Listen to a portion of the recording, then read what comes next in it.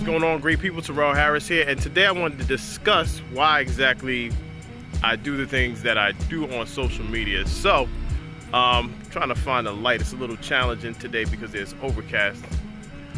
All right, there we go.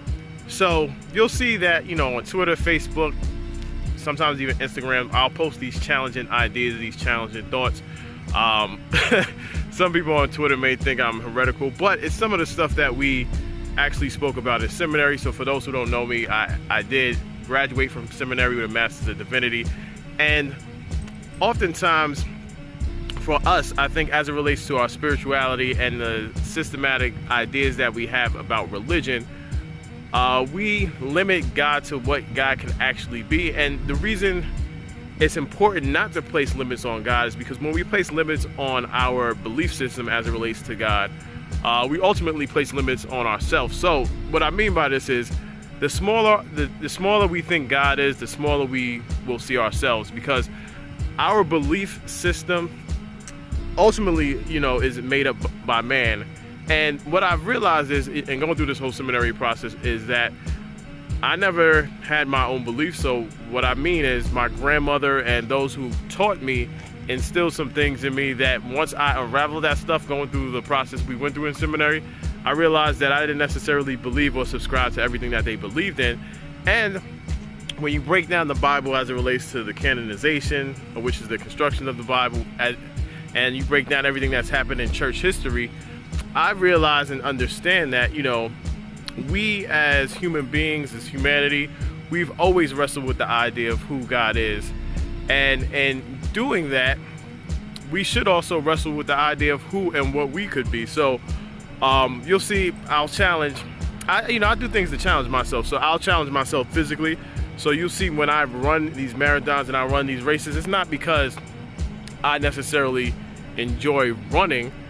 Ultimately, what I want to show you and everyone out there who is viewing my story and viewing my journey is that anything is possible. When I start training for a marathon or start running, I couldn't even run a mile without getting out of breath. It was a struggle. So it's a step process, and ultimately what happens is we are taught to have a fixed mindset, which is the concept that you can't learn anything new. There are limits. There are limitations to what you do, limitations to who you are, and ultimately, I believe we should actually have a growth mindset, which I talked about in a few other videos, which is the idea that you could continuously grow, you could continuously learn things, and you could continuously change your situation. But the reason I turn or tie spirituality into this is because there's no growth mindset as it relates to God. So you'll see that a lot of people subscribe to the Bible, and I understand why, because it's our spiritual text as Christians. But as soon as you start challenging anything outside of the Bible, it's like, oh, you're a heretic. How can you be a Christian? But the people constructing the Bible had these discussions all the time. So I don't think it's anything absurd to actually question some of these ideas. And the interesting thing is, I was having these conversations on Twitter. People actually believe that the biblical characters are more important than them, and I do not subscribe to that at all. Outside of Christ, there is nobody in the Bible more important than me. And I say this because I understand that those individuals are ordinary people, and in the context of their particular lives and their particular stories, they didn't expect to be put on this platform. It was just a story that was happening. Somebody transcribed it. Somebody told the story of their lives, and it just so happened to be that it found itself into the spiritual text, and that's with any spiritual text that you have. So, and then also, I know I'm rambling, but I wanted to get this out because a lot of people probably don't know why I do some of the things I do on social media.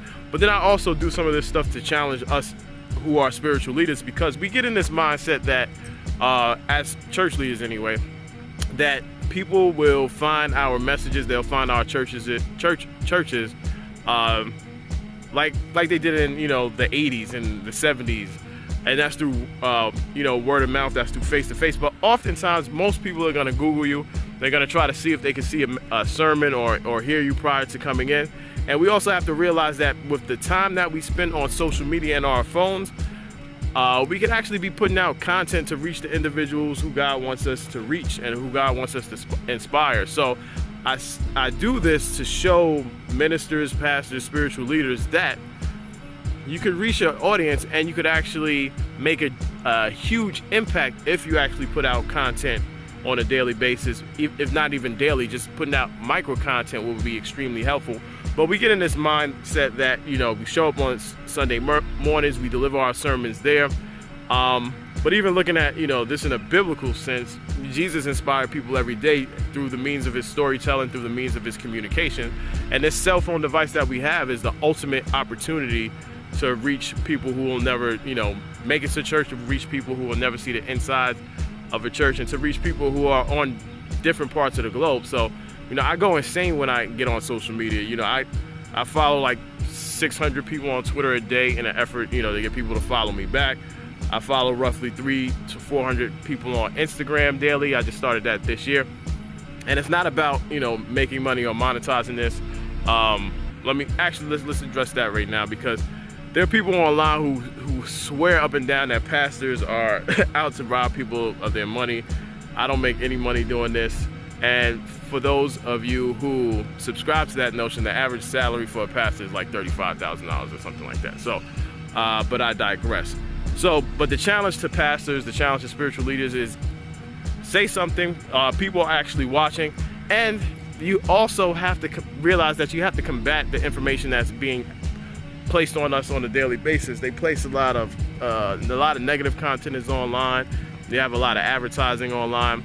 So you have the opportunity to interrupt that flow by saying something. And as time goes on, as society starts to change, you'll ultimately realize that somebody's not going to listen to you for 30 or 40 minutes and be able to retain all of this stuff, mainly because our attention span is decreasing because of the time we spend on the phone and the time we spend on these social media sites. So our time is short. And I'm looking at the video now. I'm up around 7 minutes, so I'm about to cut this short, because I know that, you know, a lot of people will tune out after a certain amount of time. So that's the reason I do what I do. I just wanted to express that to you guys, because I know some people do not necessarily know me. And for those who know me, I just wanted to reiterate some of the stuff that I've been doing online. Peace and blessings. Once again, my name is Terrell Harris. Visit openbox.com for more messages like this. I hope to inspire you while I learn to inspire myself, while I learn to grow. And if you're on Twitter, be sure to retweet this. That's it. Peace.